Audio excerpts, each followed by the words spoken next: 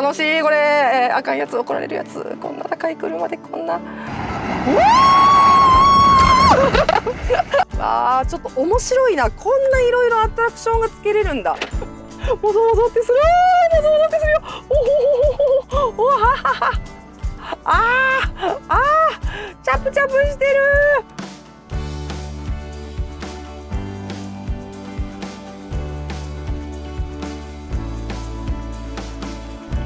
はい、皆さんこんにちは。自動車ジャーナリストの今井ゆうきです。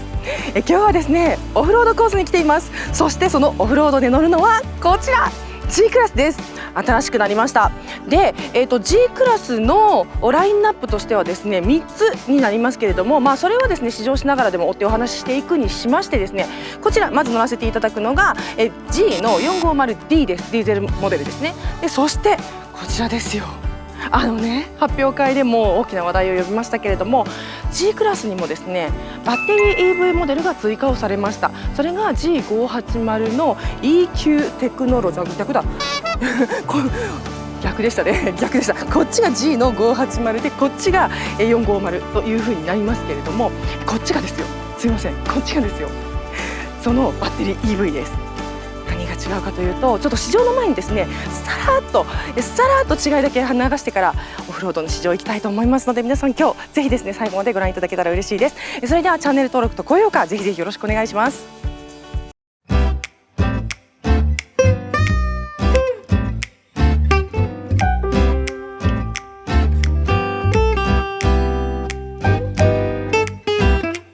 さあ試乗前にですねどこがこのEQ モデルとそれから G450 と違うのかっていうところをですねさっといきたいと思うんですけども、まずは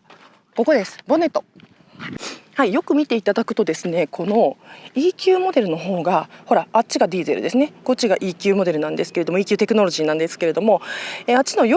はですねこのボンネットのところがフラットです。そしてこの580の方はここがポコッと盛り上がってるんですね。これは CD 値のため、空力を上げるためということでですね、このフロントガラスが切り立ってないとやはり G クラスとしてのですねアイデンティティがなくなるということで、この角度は担保しながらですねどうにか CD を稼ぐということでですね、この EQ モデル580だけポコッと盛り上がった形状になってます。そしてもう一箇所、これです。このですねリアのホイールアーチのところにですね、これも空力のための穴が開いてます。そしてもう一つ、ここにフロントの、タイヤの上にですね EQ のバッジがついています。これがあっちにはありませんし、このタイヤのところにも穴が開いてないという形になります。そして G クラスといえばやはりですねこの背中に丸いリュックサックを背負っているっていうね、こちらが非常に印象的で、ここがすごくキュートなポイントでもあるんですけども、実はですねこの580はこれがスペアタイヤではないんです。いきますよ。なんとここに充電コードが入っているんです。すっごいここ面白いですよね。こういう風に使うんだと思って、その考え方もすごく素敵だし、またここをねうまく使っているっていうで、大きなポイントとしてはですねこれ充電コードが入っているのでスペアタイヤの丸とは形状が違うんですね。なんですけれどもそこをですねこの四角にして、キャラを出していると同時にですねここをちゃんとデッドスペースにしないっていう工夫もあるんですよね。またこれがあるないでですねやっぱりねこの G クラスならではのワイルドさっていうのが変わってくると思うので、とってもここ素敵なポイントだと思いました。ちなみにこれも完全に防水になっておりますので、このままですね例えば川に入っちゃっても中の充電コードは濡れません。それではですね早速 450D から試乗していきたいと思います。こうやってね乗り込むのもよっこいしょっていう感じなのも G クラスならではという感じがして、非常に感じがいいです。そしてですねこの乗り込みに関しまして、ここだったシートのユニットここに入りましたね。もうこのですね G クラス、もう私もですね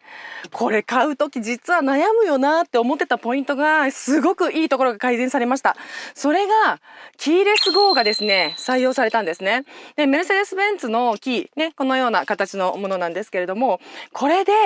キーをですねオープンしなくてもドアをですねガチャッと開けることができるようになったっていうのがすっごいいいニュースなんです。けれどもこれもこだわりだなと思うんですけど、この重い開閉音ね、これは絶対に担保したんですって、わざと。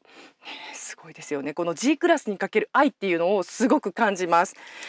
このですね、ユーザーメリットとしては、このキーレス号が使えるようになったというところがですね、非常に大きなポイントです。じゃあ今までどうだったのか、この1000万を、優に2000万円クラスの車で今までどうだったのかというと、実はですね、この鍵をわざわざ持ってこの解錠ボタンをガチャって押してからしか乗れなかったんです。実は知ってましたでそれがですねすごく大きなデメリットだったんですけれども、それが改善されたという形になります。もう買わない理由がないさあそれではですね、早速行ってみたいと思います。お、すごいな。うわ、いや、この辺のねインテリアもすごく変わったんですよね。ちょっとかいつまんでいくとですね、このインテリアのユニットが MBUX になったっていうのも、もう一つ大きなねユーザーメリットなんですよね。でここも、今まではですね違った、独立したものだったんですけれども、これが、一つのパネルになって MBUX になりました。そして、デフのロックはですね、このディーゼルに関しては、3つになってます。オープンクローズがですね、デフのロックとアンロックが3個に分けられるということですね。はい。でこの辺は、お話ししながらいきましょうか。さあそれではですね、この 450D いきたいと思います。実は私の中では大本命これですね。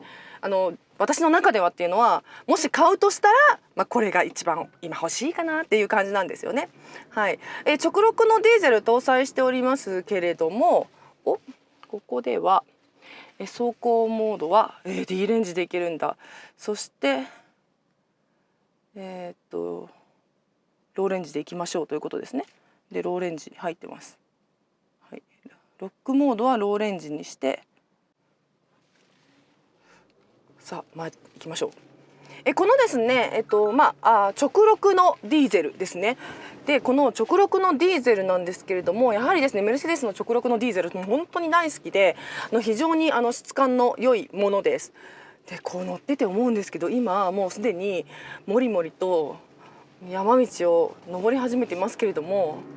すんごい静かですよね。こんなところに来てすらもすんごい静粛性高いですよね。びっくりしちゃう。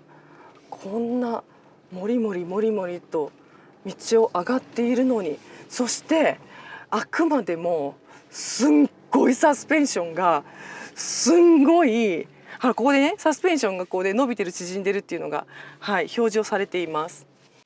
こんな感じですね。サスペンションが伸びてます縮んでますっていうのがですね、ここに表示をされているわけなんですよ。でこのもりもりもりもりと登ってる間のこのサスペンションのその伸び縮みのフレキシビリティっていうのももちろんそうなんですけれども、それだけではなくてこの無理している感じがないというか、そのサスペンションの伸び縮み自体にちょっと余裕があって、さらにガツンガツンみたいな感じが全くしないので、非常にジェントルに感じます。だから乗ってる私はこんな感じで右に左へえらい揺すぶられてますけれども、揺すぶられてなおですね、こんなベラベラ喋れるぐらいめちゃくちゃ余裕があるんですね、車自体に。私声どんどんちっちゃくなってますけれども、これぐらいとっても静粛性が高いです。はい。で今ですね高いところまで来ました。はい。これでいくと、はい。ロックモードのローレンジでシフトが M1、パドルシフトでですね、ギアをロックすることができるので M1 に合わせました。そして今ローレンジにはもうすでに入っています。でこれをなんとブレーキ踏まないでって言われたんですよね。今だから私足わざと下にベタ付けしてます。おお、怖いよ怖いよ。あ、全然大丈夫だすごい。でこの 450D ですらもすごいんですけれども、実はですね 580EV の方はさらにすごい機能がついているので、これはこの後にお届けする580のオフロード市場を見ていただきたいと思います。すごい、このためにエンブレがあるんだなっていうのが分かるぐらい、本当に時速でいうと今ね4キロとかです。なんですけれども、人がね歩くぐらいのスピードでっていうことだったので、これぐらいで全然ブレーキ踏まずにですね降りていけるということが可能なんですね。こうすると、ドライバーはハンドル操作だけに集中して車をこう扱うことができるということになってます。かなりねゆっくりと降りていきますけれども、でちょっと足りないところはアクセル踏んでも大丈夫。いやでもね、その車が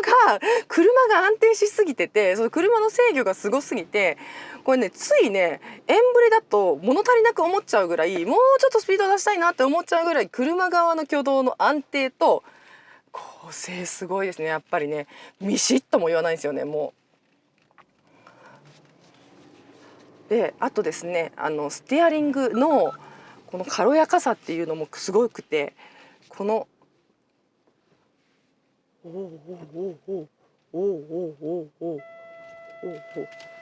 待って、後ろに行こうか。ちょっと今ギリギリ攻めすぎたんですが、おい、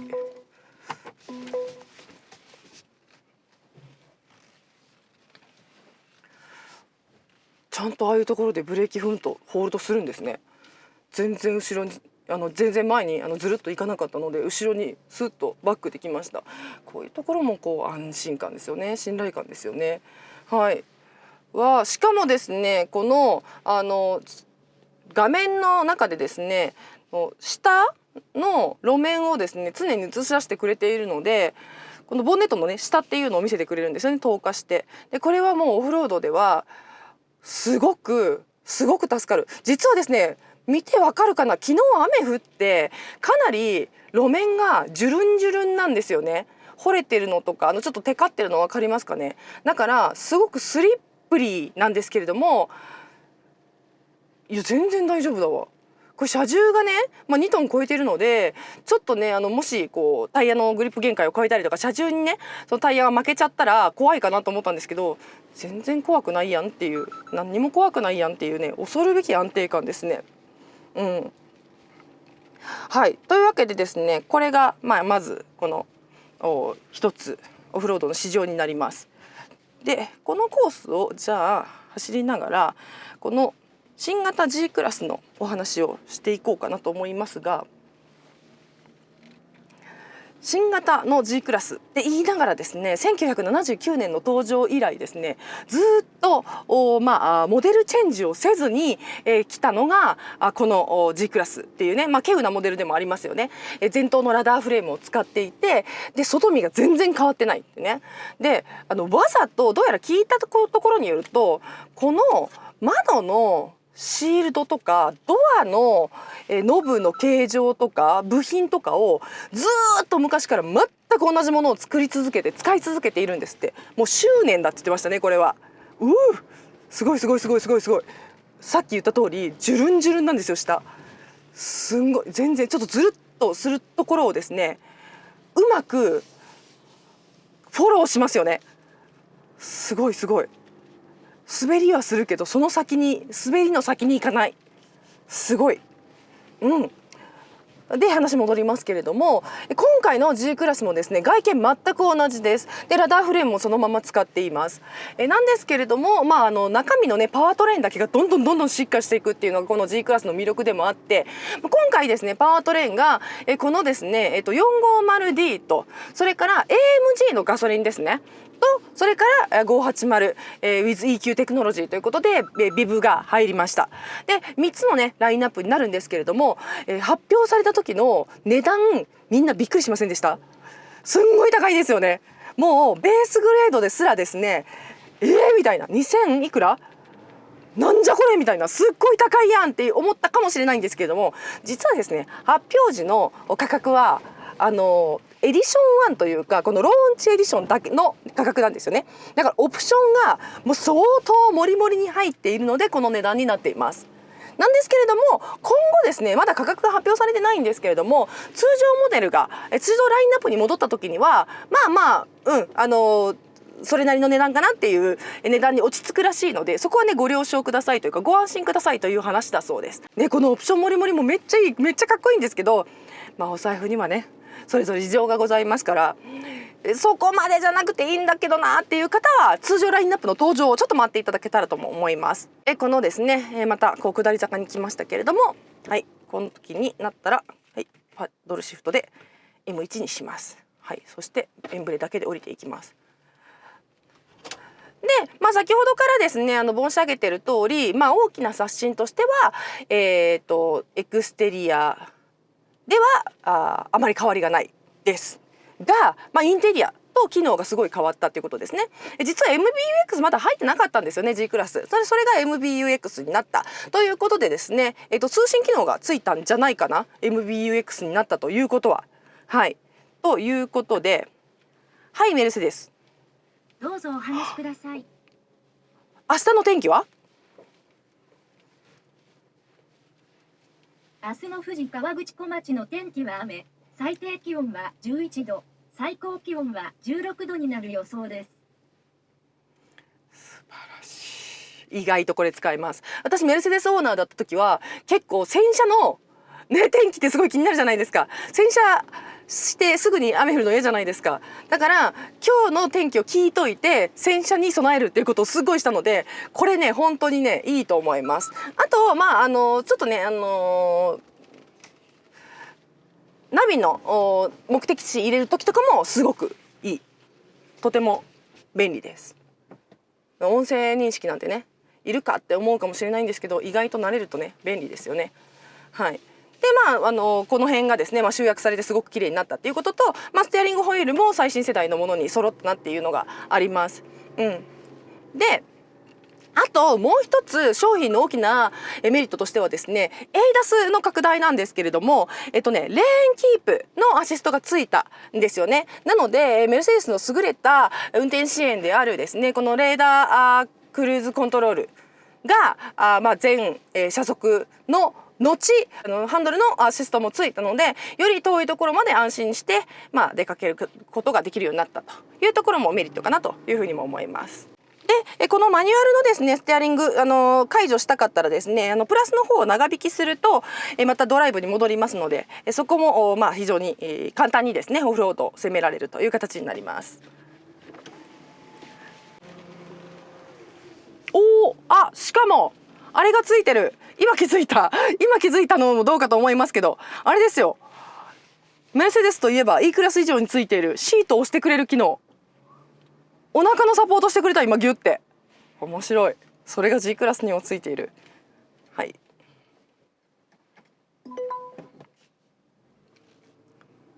さあそして最終的にですねデフロックをですね今ロックした状態にしました。そうするとさらに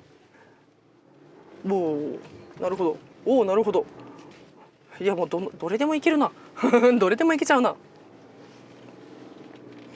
はい、今ねデフをロックした状態にしてます。これいや結構どれでも大丈夫だな。これぐらいだったらもうお手の物なんでしょうね。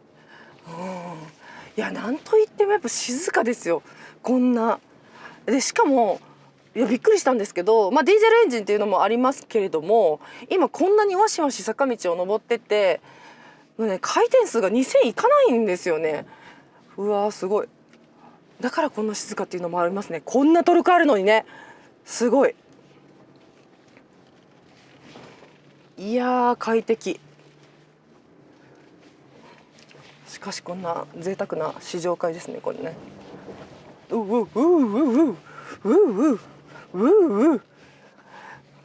でそのね伸びる側もそうなんですけど、その路面の追従っていう意味でもそうなんですけれども、例えば大きな石を越えた時にガツンってこうね縮んでしまう側の時にもう底付きをほぼしないんですよ。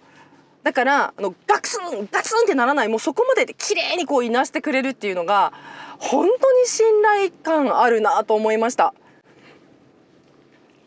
でここで再びM1 にして降りていきます。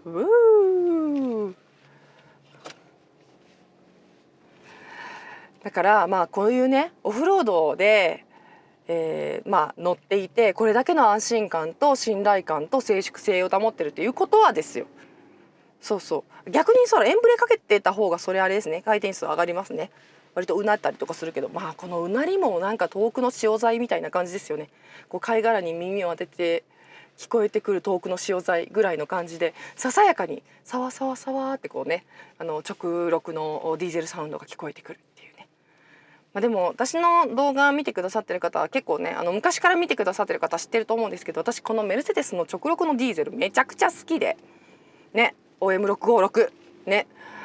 もうどれに乗ってもいいなと思うんですけど、この G クラスとマッチングさせるとなおのことやっぱすごいいいですよね。なんかちょっとワイルドな外見と静粛性の高いディーゼルエンジンで非常にエミッションも高いのにもかかわらず、ラグジュアリーも味わえるっていうねっていう意味もあって、私はこの 450D がかなり本命ではあるんですけど、なかなか買えないですけどね、駐車場のこととか思うと。でもいつか欲しい車。だからそのファッション的な意味も込めて、ステータスシンボルとして買われる方も非常に多いっていうの風には聞いてますけどそれだけじゃないっていうのがこの私が G クラスに初めて乗った時の印象で、やっぱね、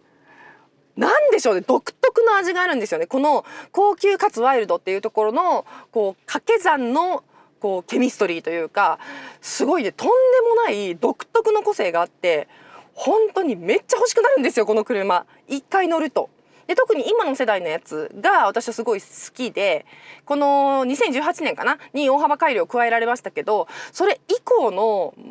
こう洗練感が私はすごい好きなので、この時代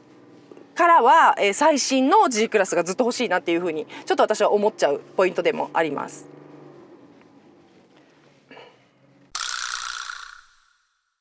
さあというわけでですね、突然イケメンに登場していただきましたが、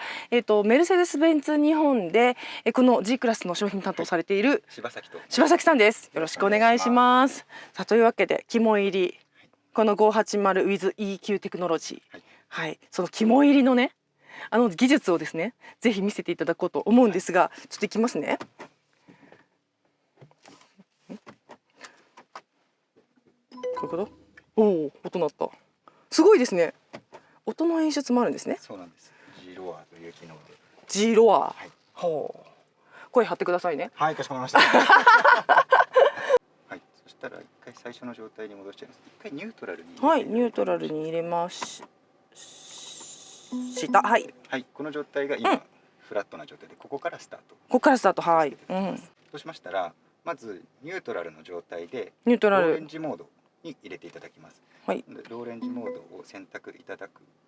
と、はい、シフトがオンになりました。でここのボタンが赤く点灯した状態がローレンジモードに入った状態になります。でこのままダイナミックセレクトからロックモードに入れていただきますので、はい、ロックに入った状態になりました。このまま、G ターンを今回させていただきますので、右側のボタン G ターンのボタン、こちらを押していただいてよろしいでしょうか。はい。はい、そうすると画面の表示が切り替わりまして、ドライブモードに一つつけていただきます。そこで、どちらに回りますかっていう選択画面が出てまいりますので、回りたい方向のパドルシフトを選択してください。どっち？この場合は好きな方で。じゃあこっちで。はい、かしこまりました。左に行きます。そしたら左をずっと保持した状態で、そのままハンドルはセンターをずっとキープして、このまま、はい。でこの後、アクセルを踏むとそのまま回り始めますので、アクセルはもう全開で、スピードは一定なので全開。はい、踏み続けてください。わかりました。2周回転します。了解です。全開踏むんですか？全開踏みます。怖いよ。いきますよ。はい、よろしくお願いします。わあ。でここで運転って慣れてらっしゃる方は、こう反射的にハンドル操作してしまうんですけど、ハンドルはずっと常にセンター。はい。もうこう？このままキープで、パドルシフトとアクセルのみで操作いただきます。なるほど。車にここのところ、ここはもう自分でこうセンターを取る。わかりました。でもう一回じゃあこれを押してドライブ、はい。でこっち選択して、でこう、わあすごいよ。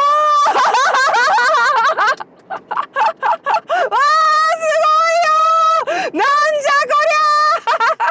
ゃ音った何のためにねえ、もう何のためにあるのこの機能。本来であれば180度旋回して、ドンつきでこうなんて言うんでしょう、行き止まりになっちゃった状態の、はい、機能ではあるんですけど、例えばじゃあいわゆるその日本でね、その回転板があって駐車場とかでぐるってこう回してもらって出るみたいな駐車場あるじゃないですか、立体駐車場、あれがこの子はいらないってことですよね。いや、それはオフロード専用の機能になりますので、そういうことか。はい、控えていただければとます。なるほど、オフロードで行き止まりになっちゃった時に戻れる機能ということなんですね。まさにだから私は今2周ぐるぐるって回ってもらいましたけれども、アクセルをオフにすればそこで止まることができるってことです。はい、もちろんです。なるほど。面白い。さあ、そしてもう一つの機能が G ステアリング。G ステアリング、はい、今のが G ターンで、もう一個は G ステアリングだから、ここの、450の時にはここデフのオープンクローズが3つありましたけれども、それがこの機能に振り分けられているのが580。はい、はい、で G ステアリングに関しては、ローレンジモードに入れるところまでは一緒なので、今ローレンジモード入っておりますので、このまま続けさせていただきたいと思います。はい、で今度 G ステアリングは左側のボタンですね。お、こちらをはい、セットしていただければ、あとごめんなさい、 D にして、はい、でもう一度こちら選択いただければ、はい、はい、赤点灯がつきましたので、もう G ステアリング起動する状態になっております。でこのまま進んでいただいて、ハンドルを切るとハンドルを切った内側の後輪タイヤがロックした状態になって、最小回転半径を小さく鋭角に曲がれるような機能になっております。はいはいはいはいはいはい。このコブを一つ触ってみるようなイメージで、普通に走っちゃっていいんですか？はい、普通に走って大丈夫。はい。で、こう回る。そうすると鋭角に。おお。おお。本当だ。うわー、すごいすごいすごいすごいすごいすごい。で G ステアリングに関しては、この先ほどの G ターンとは違って、アクセルの踏む強さだったりとか、ハンドルの切れ角に応じて変動しますので、G クラスでドリフトみたいな動き方も可能になります。確かに確かに。ただ人工的なドリフトだから、アクセルに対してドリフト経験してる人はアクセルに対して打角をすごい緩くしないと、めっちゃ回っちゃうかも。ちょっとこの調節が頭、山登っちゃううまくいかない。はあ、だからうまくこういうことね、こういうことね。ちょっと調節すると感じでドリフトできるでっていうね、これ楽しくなっちゃうやつですね、これ。あー楽しいこれ、あかんやつ、怒られるやつ。こんな高い車でこんなことをしていいのかーい面白い、すごいすごいすごい。これちょっと今遊んじゃいましたけど、そうじゃなくて、これもなんていうのかな、このホイールベースでできない挙動がこのロックすることによって、後輪ロックすることによって叶えられるということなんですね。はあ、素晴らしい。そっち行ってここから演習からちょっと離れたところでぐわって右に回ってもらうと、了解です。いいケツが出ると思う。了解です。許可が出ました。はい。では、これでももういける感じなんですね。はい。これを。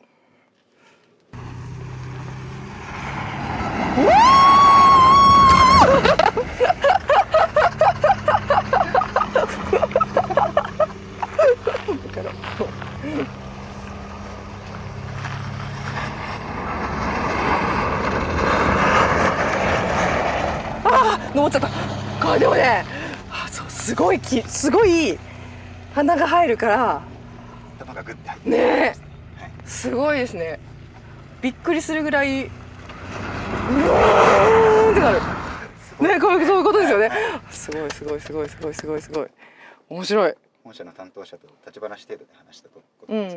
こっちでも違う方法で G ターンドーナツが作れるよっていう冗談を本社の担当者。確かに確かに。これも G ターンやないかと。G ステアリングだけど G ターンやないかと。本当ですね。そうかすごい。ありがとうございます。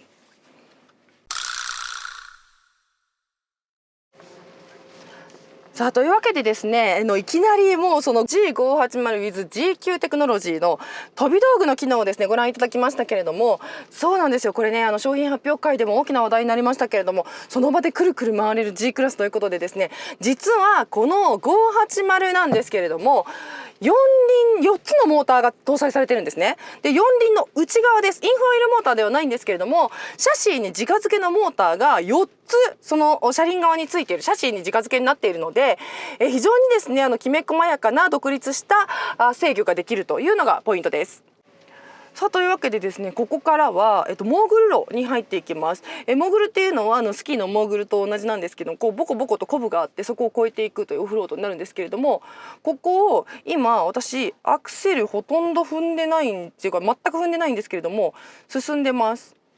で、さっき言った通りですね、これ4つのモーターがついていてそれで駆動しているので、非常に制御がき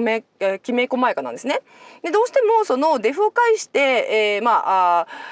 駆動していく、IC はその制御にラグが生まれてしまうんですけれども、それを瞬発的に行えるようになったというですね、この電気自動車ならではのメリットがあるということなんです。で G クラスはエコとか環境のためとかじゃなくて、完璧なオフロード制御のためにこの電気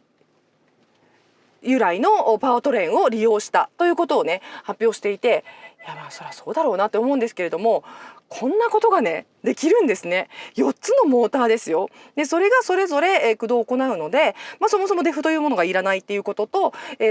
電気由来の瞬発的な制御が行えるということです。で言っていいですか、今ねここでサスペンションがどこが伸びてどこが縮んでるかっていう画面がここに表示されるんですけれども、これがもう意味わからないぐらい伸びたり縮んだりとかしてるんですけれども、すごいですよ。車内がめっちゃフラット。私の話しながら私の頭見てもらえてました？あんな大きいコブが頭全く揺すられることなくすんごいフラットに車内が保たれてたことに改めて私途中で話しながら気づいたんですけど、そうだった、私これモーグル今超えてるんだよなみたいな、モーグルを超えてることを忘れますよ。でこういうね坂道のこのぬかるんだ道ね、なるほどね、こういうところでもさっきの G ターンを使えばですよ、ギュルンって回れるわけですね。ちょっと面白いな、こんないろいろアトラクションがつけれるんだ。いやなんか新しいレジャーとしてこれはちょっと最高に楽しいかもしれない。本当に最高に楽しいかもしれない。2回言った。うわこういうそしてこの、G580、もちろんですね車重がすごいねバッテリー容量が大きいんですよね。でこのバッテリー容量が非常に大きいんですけれども、その分やっぱり重量がすんごい重いですね。1トン近く違うんじゃないかな。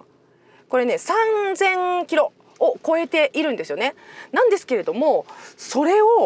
底付きを全く感じないです。驚きですこれ。はい。でこれもズガーンっていける？めちゃくちゃ滑らか。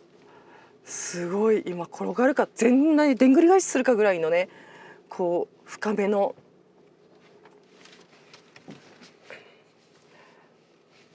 道でしたけれども、こういう時にあれじゃない？使えばよかったんじゃない？そしてですね特化性能です。これもすごいんですけれども、今から川に入ります。実はですね、この特化性能なんですが 450D ディーゼルもですね非常に特化性能高いです。700ミリと言ったかなと思います。70センチぐらいの川の高さに入れるんですけれども、実はですねこの、580はさらにその特化性能が高くて800ミリを超えているんですよね、特化性能のその水位が。これなぜかというと、そもそもですね前に冷却系がないのと、やっぱりウォーターハンマーと呼ばれてですね前に水が入っちゃってエンジンがシャットダウンしちゃうっていうことがないのに加えて、非常にですね強固な防水がされているんですよね。でシール性能も非常に高いです、バッテリーの。なのでなんとですねいきます、川に普通にジャブジャブって入れちゃうっていうね。で普通にこのジャブジャブって入りながらわーちょっと私も感覚的にもうね靴濡れてるぐらいなのに不思議、めちゃくちゃ不思議です。濡れもしない、当たり前ですけど。さあそれではですね、ちょっと林道コースに行ってみたいと思うんですけれども、ここも D レンジのままでいけるそうです。ちなみにこのバッテリー容量なんですけれども、116キロワットアワーね、1充電あたりですね500キロを超えて走行できる530なんですけれども、これもねすごいですよね。すんごいでっかいと思います。でこれによってこの3000キロオーバー3120だったかなの車重がですね500キロを超えて航続できるっていうのももちろん驚きなんですけれども、こんなに滑らかでこんなにジェントルなんだってことにさらにびっくりしてるわけですよ。めちゃくちゃスムーズでしょね。これ道のあれっていうのが全くこう入ってこない。これでもね私思うんですけど、これは四輪モーターで他の EQ シリーズとはまた違ったシステムなので、ちょっと作りというか考え方がねそもそも違うね。G クラスが電動化モデルの中でも特別な位置に存在しているっていうのがこれで証明されたわけなんですよね。なんですけれども、それ以上におそらく今後のですねこの EQ っていうねつくモデル、メルセデスの電動化モデルが多分また一段階上がる気がするって思うぐらい、もうねサスペンションの感じがちょっとスペシャルすぎますね。硬いわけでも柔らかいわけでもない、ものすごく上手に角を丸められたフィールでめちゃくちゃにジェントルで、そして静粛性が高く当たり前なんですけれども、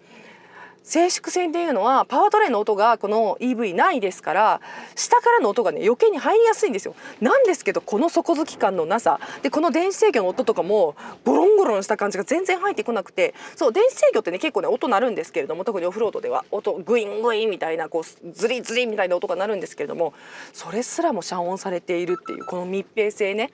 すごいですよね。ちょっと感動しちゃいました。ちょっと電気自動車でさっきのね透過性能とかいうことになってくると、ちょっといろいろ感電の怖さとか感覚的に電気と水ってなるとちょっとした怖さっていうのがあると思うんですけれども、そういうのはねもう全く気にしなくてもいいです。バッテリーのセルの強固さっていうのが本当に商品の大きな開発の肝と言ってもいいと思うんですけれども、実はですねディーゼルモデルそれから AMG モデルに比べて、この580だけですね追加されているものがあって、それがですねアンダーカバーのところにカーボン複合材のバッテリーのカバーをするですね、なんていうんですか、板が入ってるんですよね。これが5センチ四方に10トンかけても大丈夫っていうぐらい非常にですね強固なカーボン複合材が使われているんだそうです。でこれだから、ちょっと逆に、D450D では心配 G450D では心配であるその板の底付きですね、ゴーンっていっちゃったらどうしようっていうところがこの車は逆にない。岩場にバーンって当たってもそのカーボン複合材が非常に強固であるがゆえにですね全然びくともしないんだそうです。でそういうのもあり、またですねそのバッテリーのシールっていうのもすごく考えられているので、その水に入っても安全っていうね、でそれはそもそもやっぱ給排気システムがこの電気自動車っていうのはないので、まずさっき言った通りウォーターハンマーっていうのが起こらないっていうのと、水が入る経路がないまずっていうところがありますよね。なので意外とその災害に強いパッケージなのかなっていうのを感じたのが、実はですね日産のサクラあるじゃないですか。あれとかも透過性能というか、実は一般的にはねあんまり大きな声では言ってないんですけれども、開発時に聞いたところによるとあれも浸水テストしてるんですよ。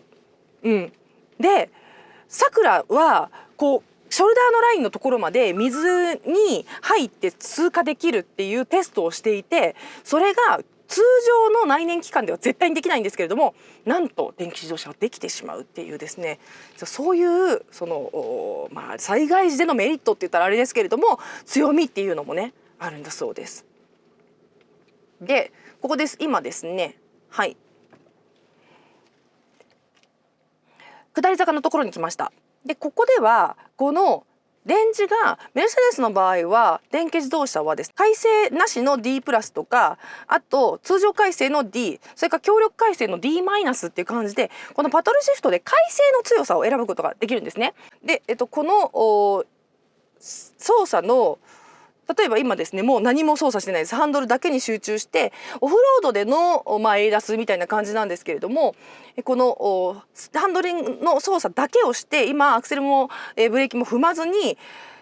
ただこの車の車速に合わせてですねゆっくりと走らせていただいているというような感じです。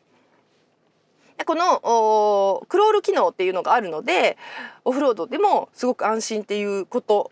は、電気自動車になったとしても変わらないっていうところは一つ大きなメリットとしてあると思います。でこのクリープの速さなんですけれども、このパドルシフトで変えていけるんですよね。4812みたいな感じでちょっとずつ速くなっていくみたいなんですけれども、ここもお好みの速さにしてくださいということでした。というわけで今ちょっと遅すぎたので私は改正量というかこの D レンジに戻しました。通常改正の D に戻したんですけれども、もうちょっと速いのがいい人はもう一つプラスを引いて D プラスにするとですね、さらにちょっと車速が速くなるかなっていう感じがします。はい。でちょっとこれブレーキを足してもですね、そうかブレーキを足してもこの操作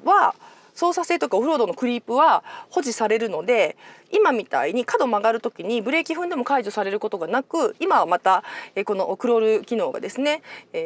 再スタートしておりますので安心して坂道を下ることができるというような感じなんですね。でこの4つのモーターなんですけれども、非常にパワフルです。それぞれがどれぐらいパワフルかというと、1機ですよ。モーター1機が出力でいうと A180 1台の出力と同等だから、この1台で A180 4台分の出力がそれぞれ備えられているっていうことなんですよね。でトルクでいうと C クラス同等なんだそうです。でパワーが非常に、出力トルクともに非常に高いんですけれども、実はですね、この車重がやっぱりね3120あるので、AMG よりもトルクも出力も実は高いんですけれども、0-100キロは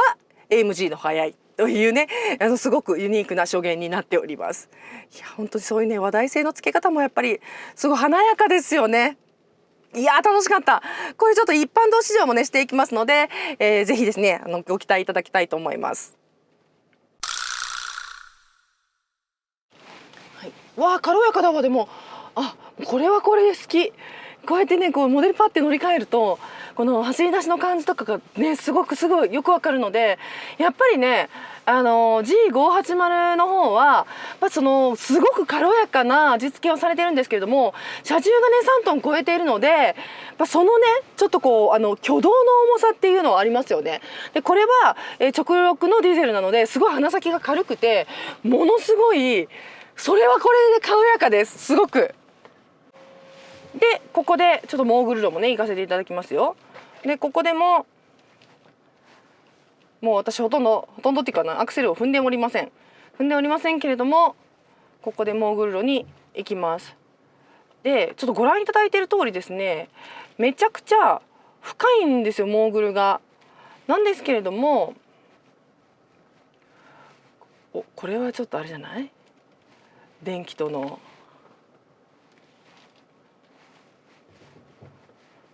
違いがわかるんじゃないですか。ワイルドですよ。すごい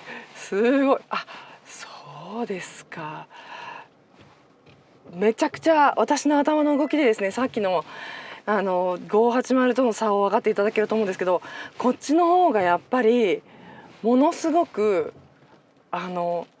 オフローダー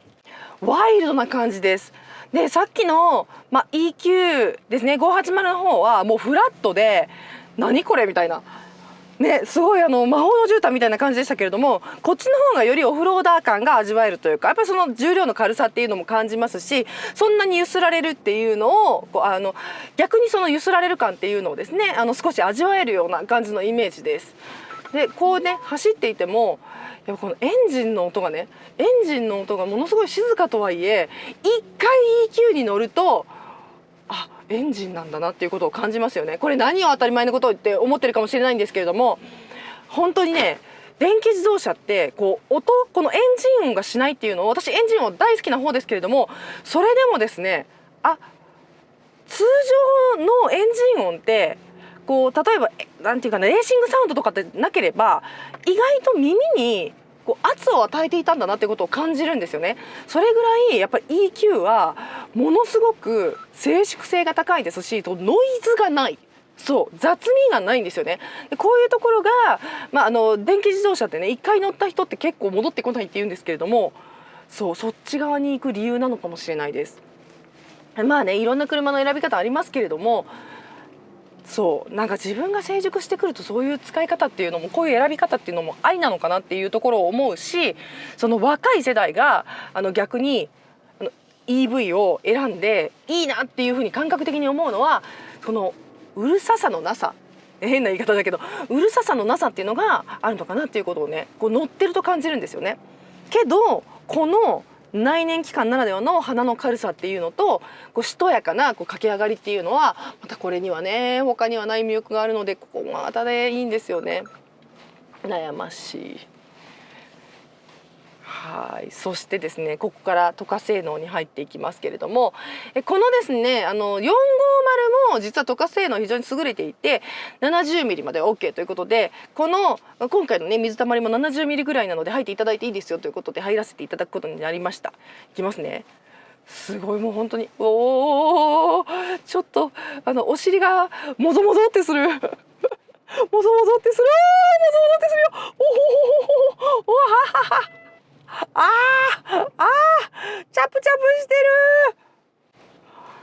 る。不思議、なんかつい足元見ちゃいました今こうね、本当にね、オフローダーってすごいですよね。ワクワクしました。今ちょっとゾワッとしましたいやー、メルセデスすごいね、いい試乗会を経験させていただきました。やっぱりね、いつかは欲しいっていう気持ちがまたちょっとなんか芽生えちゃいますよね。こういういいな、いい車だな。ちょっとね、だから誤解されてるかもしれない、この車で。ちょっとね、投資家っぽい人たちとかがこうねウェイウェイ選びがちっていうところの局面もあるので、資産価値っていう意味でね、そういうところの局面もあるので、ちょっとね性能というものをですね、ちょっとないがしろにして語られがちな車ではあるんですけれども、この車はね本当にいい車、とってもいい車です。自分で施工でこの効果、シラザン50。はい、というわけで今日はこちら2台の G クラスをですね、このオフロードコースで試乗してまいりました。いかがだったでしょうか。